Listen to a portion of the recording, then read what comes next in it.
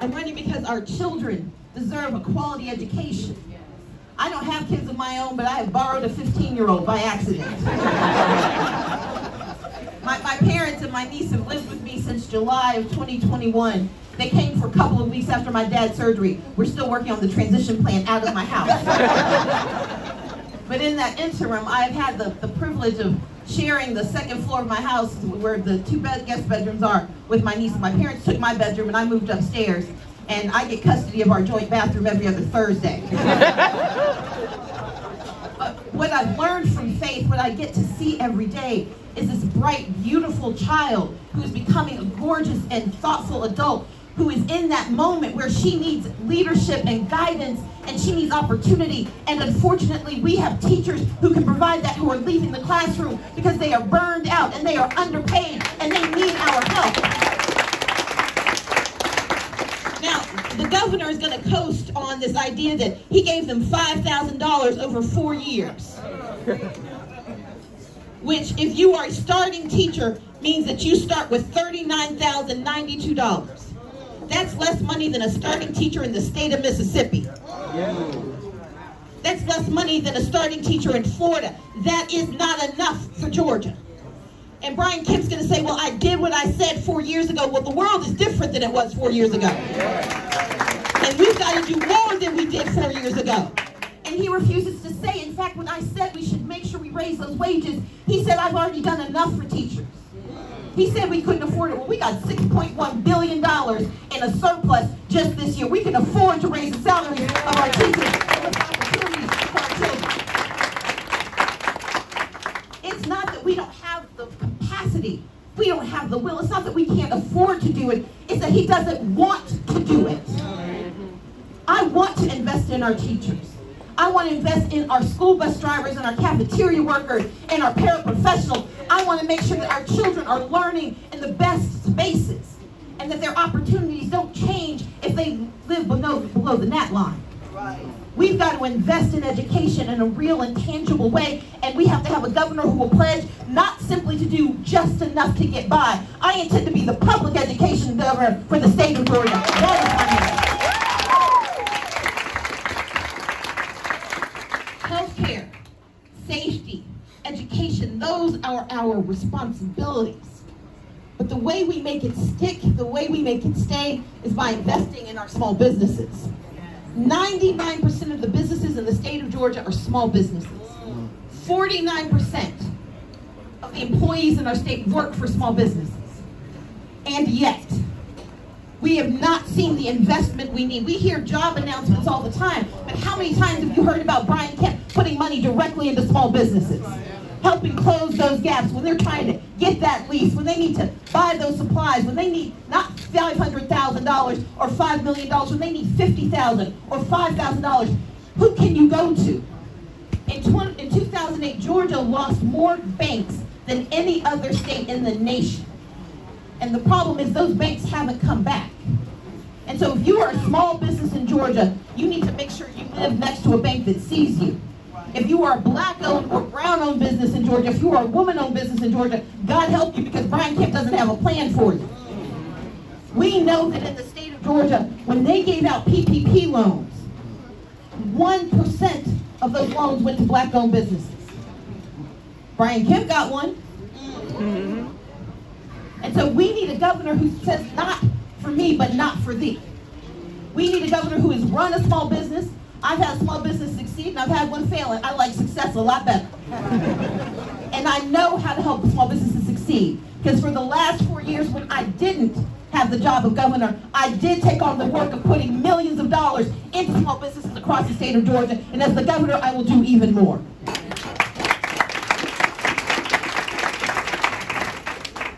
We can do that by creating a small business fund of $10 million to help with bridge loans.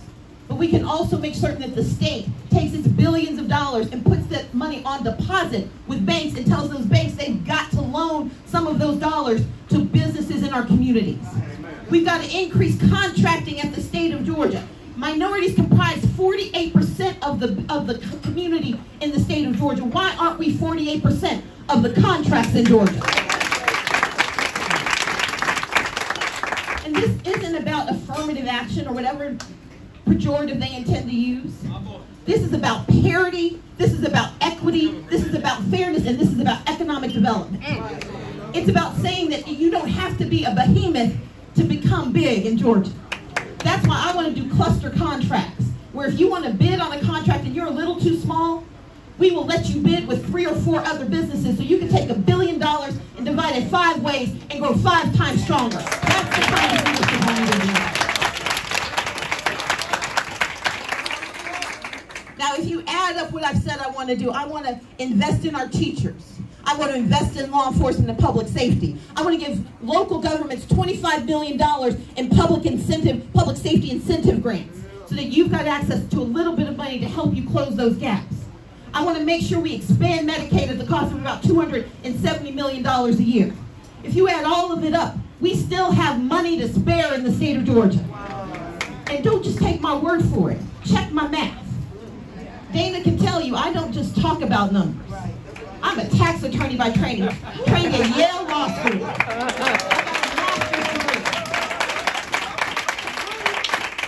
I got a master's degree in public policy from the University of Texas at Austin. And more importantly, I learned how to count when I was young. And so if you go to my website, I have laid out my plans. I have put the dollar amounts in there. I've shown you my math, and I've shown you my plans. I dare you to show me what Brian Kemp intends to do for the next 4 years.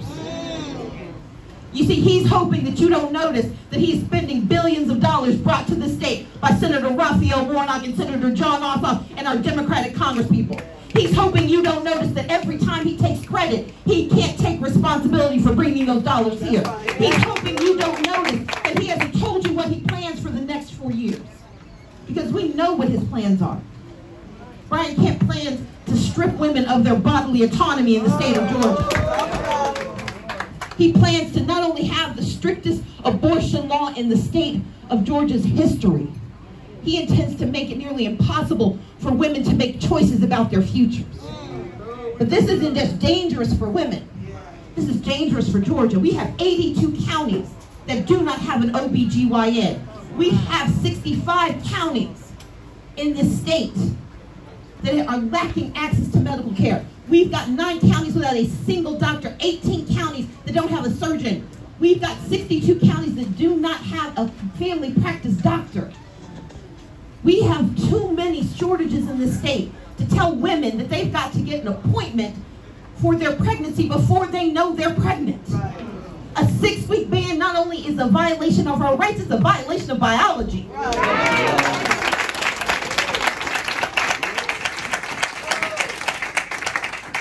And I come from a family, I'm a daughter of 2 pastors. I come from a religious family, and I understand that this is a difficult conversation to have. And I don't intend for us to make it less difficult. What I intend to do is make it less political. Because this is not a politics conversation. This is a medical decision, and we need to have a state that believes in medicine.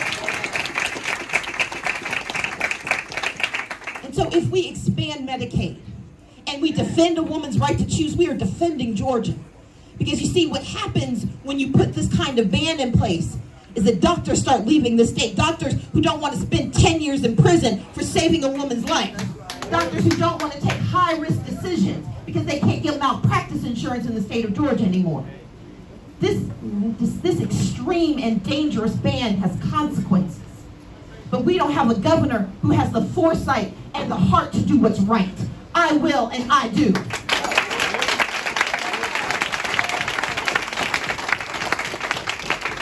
guys, I can't get there without you. This is going to be a tough race. We recently released the fact that we've raised a few dollars. But we've got to raise a lot more because this is a large state. Georgia is the single largest landmass state east of the Mississippi. We don't count Florida because it's a lot of water. But what that means is that to win this election, I've got to reach everyone in Georgia. I've got to reach them on the air. I've got to reach them on the phones. I've got to reach them at their doors. And I've got to reach into their hearts. For too many of us, the times are tough. The pain is hard and deep. And people don't believe more is coming. For too many of us, we are trying to put groceries in our fridge food on our table, gas in our cars, and money in our pockets. And we need a governor who understands that pain, but also can see the promise of tomorrow. I don't want to simply be the #1 place to do business. I want to be the #1 place to be. That should be the mission of Georgia. That should be the opportunity in Georgia. But we can't get there if we can't get our people out. I know folks are hurting, but they're going to hurt a whole lot more if we don't get this done. That's right. That's right. Because the Supreme Court is coming after us. They didn't just take away our constitutional right to control our bodies. They said that they're going to take our constitutional rights to vote. The Moore case that they took up is designed to allow election subversion to become the law of the land. They're trying to eviscerate the Section 2 of the Voting Rights Act. They've already taken away Section 5. So if you take away our right to vote, you take away our right to control our bodies, you take away our right to privacy, what is left? And what they're doing is sending those rights here to the states. They're saying you can't look to Washington for protection anymore. You've got to look to the Capitol. You've got to look to the Gold Dome. And right now, the man under that dome does not give a care about you. And as a lame duck governor, he is not going to do a thing for you. I will. I will do the work. I will make the tough decisions. And starting right now, one of those decisions is going to be that if I become the governor of Ghana,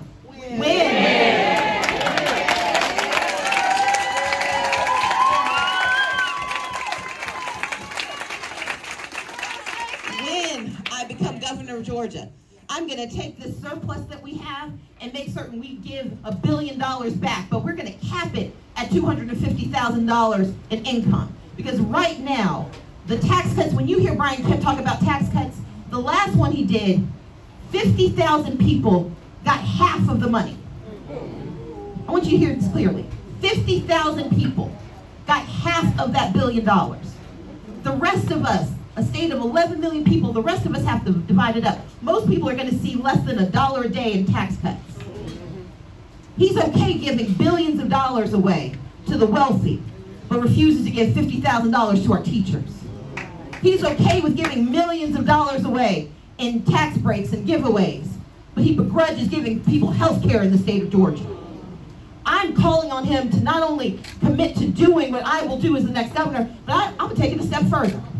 We have the ability in Georgia, with this $2.4 billion we just got, to give an immediate stimulus check in the state of Georgia. He needs to ask Brian, he needs to call Joe Biden and see if he gets permission to do it. I will. I'll call and I'll ask right now. Because we've got to get immediate help to our people, but we've got to plan for our future. My grandmother is from Hattiesburg, Mississippi. She passed away in 2019. I see Hattiesburg over there. My family is from Mississippi, and my grandmother, when I was running in 2018, would call and check on me and say, "Baby, how you doing?" I would tell her I was. I'd say, "How are you?" And she would always tell me, "Fair to middling." She could have won the lottery. She was fair to middling. And in September of 2018, I went home to visit my parents and to see my grandmother because she was getting sicker and sicker by the day, and we were going to lose. We didn't realize it, but she would be gone by January of 2019. But when I went to go and see her, I went into her bedroom and I went and sat on the bed. And my grandmother had this recliner that she would sit in for most of the day, and she'd watch the news. She would watch Maury Povich. She would watch anything Tyler Perry produced. And when you walked into a room, you had to be really careful because you did not interrupt Maury Povich or Rachel Maddow. Either of those two things would get you evicted. Everything else, you just sit down. And so I went to see her, and I was sitting by the bed, and when she finished watching her show, she turned to me and she asked me how the campaign was going. And I told her, what I usually said, and she said, "Stacey, how's it going?" And I said, "Grandma, I'm worried. I'm worried about whether we can win." And she said, "Did I ever tell you about the first time I voted?" And I looked at her and I realized that in all the stories that she told me over all those years, she had never told me about that.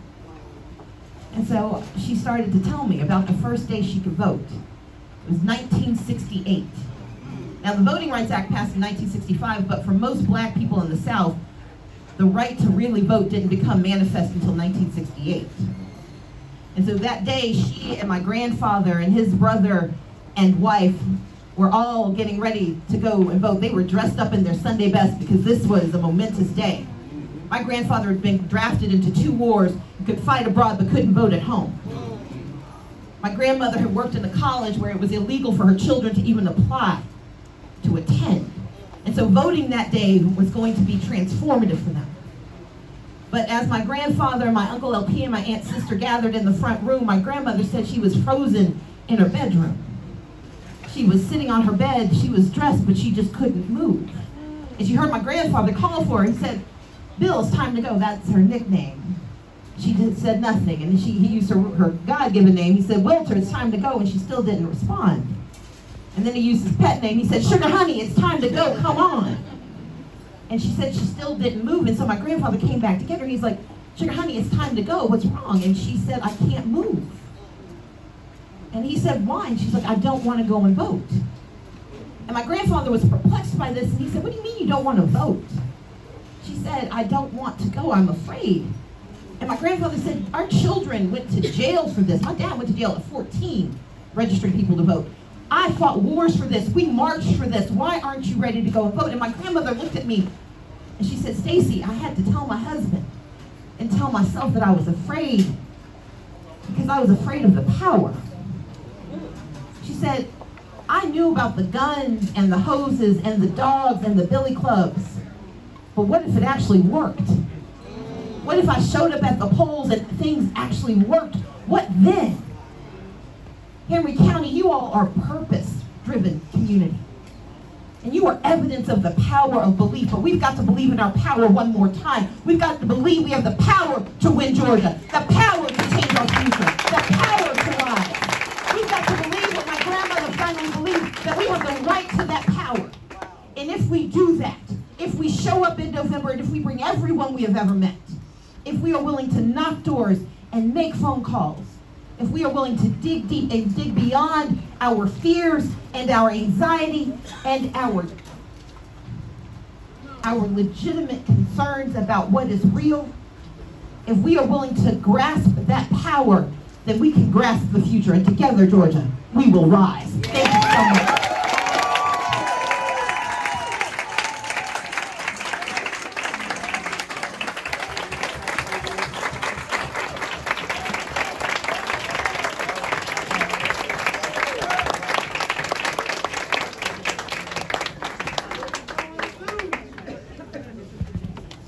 Any questions? Out loud. Yes, sir. Yes, hi, my name's Christian. I'm with the Henry County Young Democrats. I'm Christian. I'm with the Henry County Young Democrats. I'll be a freshman at Georgia in August. We got a table full of college students here and right over here. A lot of young people can't afford college in Georgia, and a lot of us depend on the Hope Scholarship. I want to know what you'll do as governor to defend Hope Scholarship and make sure all kids in Georgia have opportunities. Thank you so much. I'm going to repeat the question. So, Christian,